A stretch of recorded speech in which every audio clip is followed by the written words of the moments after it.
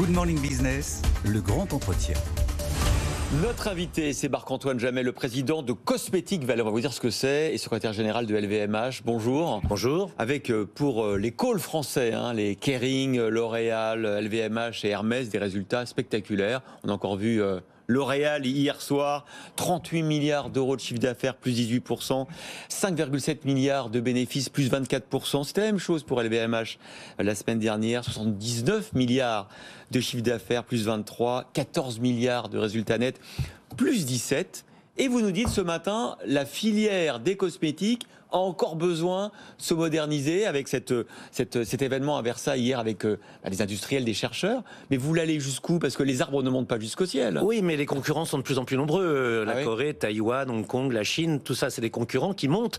Et si on s'aperçoit que le nombre de gens qui veulent utiliser des cosmétiques, après tout 7 milliards d'êtres humains, les hommes et les femmes, il faut néanmoins qu'on revoie qu'il y a autour de la table de plus en plus de gens. Les Coréens qui étaient 20e il y a simplement 20 ans sont 4e marché, sont le 4e producteur maintenant. Donc on voit qu'un certain nombre de gens plus digitaux, plus écologiques, plus scientifiques que nous arrivent. Donc c'est le tournant qu'on doit prendre. Le soft power français, Victor Hugo, Marcel Proust, Château de la Loire, Versailles, c'était formidable. Il faut maintenant être protection du consommateur, sécurité de la planète, performance de l'innovation. C'est le tournant qu'on doit prendre, être les meilleurs dans ce domaine-là également. On va revenir sur ce plan à l'export que vous avez présenté, mais vous avez parlé de la ville de Séoul. Vous avez noué un partenariat, Cosmétique Vallée a noué un partenariat avec la ville de Séoul.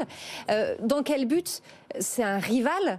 Ils étaient 20e, ils sont désormais 4e. Vous l'avez dit, la France est première. Dans quel but avoir noué On a quelque chose qu'ils espèrent et ils ont quelque chose que nous voudrions. Ce qu'ils ont, c'est l'intelligence artificielle, c'est le big data, c'est les objets connectés. Séoul, c'est un pays très libéral. Il n'empêche que quand le gouvernement dit la cosmétique, vous alliez avec le numérique, ça marche en 3 secondes. Apparemment, les gens sont assez obéissants. On est français, ça marche moins bien.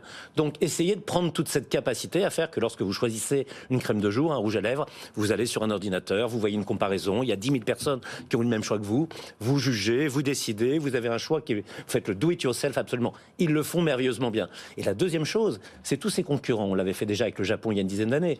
Soit on laisse le train filer en disant on est plus fort qu'eux, ils n'arriveront nulle part. Généralement, ils arrivent en gare et plutôt dans des bons temps. Donc on monte et on essaie de conduire la locomotive. Et ce qu'ils veulent de nous, c'est, on a la meilleure école de chimistes qui fabrique des parfums, qui fabrique des cosmétiques. Ils voudraient qu'elle s'implante et qu'avec l'université coréenne, elle travaille. On a un certain nombre de savoir-faire en flaconnage, en marketing. On est les meilleurs en olfaction et en formulation. Les parfums français sont quand même les meilleurs.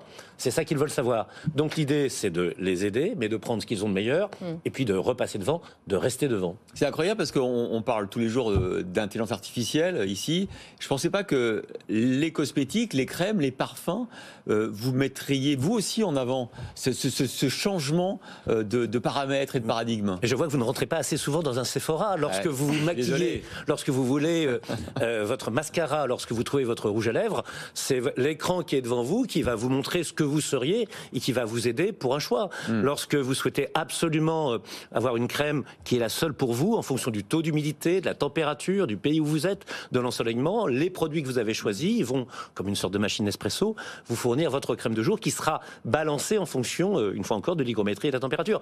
Le do-it-yourself et l'intelligence numérique sont deux des enjeux les plus fondamentaux et qui aident tout le reste, ce qui ne comporte pas d'intelligence numérique et ce qui n'est pas du do-it-yourself, à suivre. Si on n'avait pas ces précurseurs, ces éléments avancés, c'est l'ensemble de la machine, c'est l'ensemble du marché qui resterait en arrière. Autre enjeu important, Marc-Antoine Jamay, c'est le recrutement. L'industrie cosmétique en France, c'est 3200 entreprises, 80% de PME, 45 milliards d'euros de chiffre d'affaires, une filière stratégique, filière qui est en manque de bras aujourd'hui, 12 000 postes à pourvoir.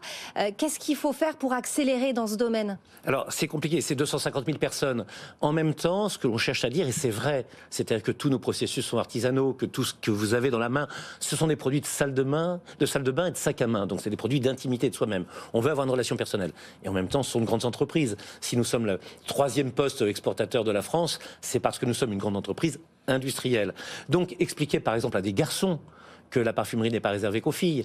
Expliquer à des gens qui sont épris de technologie qu'aujourd'hui une cosmétique, c'est pas comme chez Balzac, César Birotteau, un mortier, vous mettez un peu de thym, de ciboulette, de l'eau et de l'huile, vous pressez, c'est pas cela du tout. Ce sont des métiers qui demandent des ingénieurs, qui demandent des chimistes, qui demandent des gens qui sont opérateurs de ligne, mais qui demandent aussi des gens qui sont des responsables industriels. Et tout ceci est peu connu. La France est pas assez fière de ces géants industriels, de ces augmenter les rémunérations aussi. Je ne sais pas si c'est un problème de rémunération, c'est un problème de culture et de connaissance. Je ne suis pas certain que ce soit dans notre secteur que les rémunérations soient les moins bonnes. On est souvent en province, on est un aménageur du territoire, on a quitté la région parisienne dans les années 70, donc on est dans des bassins où l'inflation est plus contenue, où les prix sont plus contenus, où les loyers sont plus contenus, et où les salaires que nous versons ne sont pas les plus mauvais. Non, il y a un problème de connaissance et de culture. Est-ce que les Français savent qu'ils ont une grande industrie? Ils ne le savent pas. Est-ce que les collégiens et les lycéens y vont? Pas assez. C'est un appel. Quand on vous écoute, évidemment, on comprend à quel point la guerre des talents, ça vaut aussi entre les différents secteurs industriels et que finalement, il faut mieux s'allier entre géants de la beauté et des cosmétiques, géants ou PME d'ailleurs, hein, pour effectivement évangéliser, convaincre les talents. On a vu le chiffre de l'APEC, hein, l'étude de l'APEC hier, qui montre le plein emploi, c'est maintenant sur les cadres. Hein. Oui, mais c'est parce que personne ne comprend que la cosmétique, c'est un tissu industriel à l'allemande. C'est BMW, Audi, Mercedes et Volkswagen, sauf que ça s'appelle, vous l'avez dit vous-même, LVMH, L'Oréal et Kering, avec derrière une chaîne de valeur, c'est-à-dire des fournisseurs, c'est-à-dire des gens qui font des contrôles et des tests, des gens qui produisent des ingrédients, des gens qui font du verre dans la vallée de la Brelle, près de la Normandie, des gens qui font des propulseurs, des gens qui cherchent des molécules, et personne ne le sait. C'est un tissu industriel. Donc en effet, c'est un fournisseur d'emploi, c'est un producteur d'emploi, comme on le dit pour l'automobile en Allemagne, sauf qu'on ne s'en aperçoit pas et qu'on ne le dit pas assez. Il y a des PME, il y a des start-up, il y a des entreprises individuelles. C'est ça qui est extraordinaire. C'est un tissu industriel. On serait allemand, on en serait très fiers. On est fiers, hein, vous savez qu'en général, les Français ont bien compris. Ici, on l'est, mais je ne suis pas certain que tout le monde sache que c'est vraiment un atout, qu'on est leader mondial, autant le dire. Ouais. Alors justement, le gouvernement prépare de nouvelles aides aux entreprises exportatrices, qui est le cas, hein, évidemment, de l'industrie cosmétique. C'est le ministre du Commerce extérieur, Olivier Betsch, qui l'a annoncé hier lors d'une conférence de presse à Bercy, sans donner de détails, évidemment, sur la nature de ces aides. Selon vous, quelles devraient être ces aides destinées à toute cette industrie exportatrice? Qui vous aiderait, vous, par exemple? D'abord, ne cachons pas que France Reprise a été assez extraordinaire. Les verriers, c'était des fours à gaz. On sait aujourd'hui ce que cela coûte. Et donc, ils sont en train de basculer vers des fours plus économes avec l'aide de France Reprise. J'étais avec Jean-François Carinco, le ministre de l'Outre-mer, qui me dit qu'il faut créer des marques Outre-mer qui soient exportatrices. Les Antilles, c'est à 2 pas des États-Unis. Je ne comprends pas. La Guyane, c'est à 2 pas du Brésil. Pourquoi on n'y arrive pas? France 2030 va nous aider. Un réseau de VIE, c'est une chose importante. Le gouvernement, le ministère des Affaires étrangères, vient de comprendre que voilà, des types qui sortent des écoles de commerce, qui sont jeunes, qui veulent aller aux États-Unis, d'en faire un réseau cosmétique, et on en a expérimenté déjà en Asie, on va en expérimenter aux États-Unis, c'est essentiel.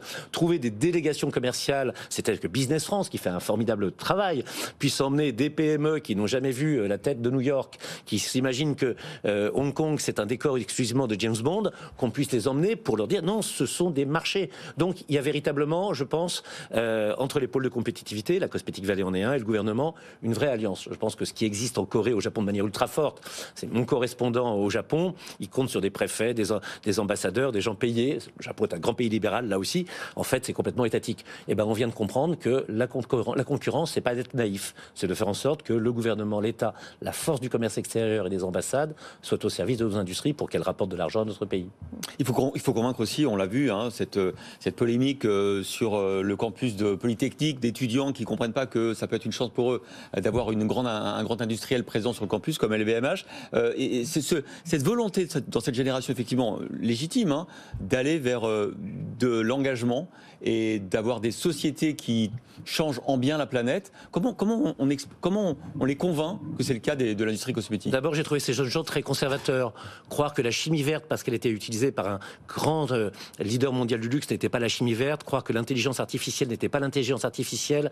Croire que les sciences dures de demain n'étaient pas, alors que tout le but, c'était véritablement de transformer, comme je vous l'ai dit, faire que le soft power français soit un soft power de progrès, de science, faire arriver sur un campus qui était à 3 mètres d'une école des gens qui auraient été les savants du monde entier, qui auraient été vraiment les animateurs du progrès de la science, et dire non, vraiment, nous, ça nous intéresse pas parce que c'est LVMH qui nous l'apporte, c'est un tout petit peu dommage. Maintenant, ce campus se recréera ailleurs, puisque nous en avons besoin, mais comment convaincre? C'est ça qui est compliqué, c'est-à-dire qu'on a à la fois des produits qui sont très volatiles, très futiles, mais en même temps des produits de bien bien-être et d'estime de soi. Leur dire qu'ils sont porteurs de science et de progrès, est-ce que c'est le discours qui est le plus facile à comprendre pour un consommateur ou pour un étudiant? Je ne sais pas. Donc c'est ça l'enjeu des 10 prochaines années, c'est dire que la France est un grand pays dont une partie de la force, c'est d'être la protection de la planète, c'est d'être la sécurité du consommateur et la performance de l'innovation. Et c'est ce que je crois LVMH fait tous les jours. Et le bien-être. Merci Marc-Antoine Jamet, président de Cosmétique Valley et secrétaire général de LVMH, d'avoir été l'invité de Good Morning Business.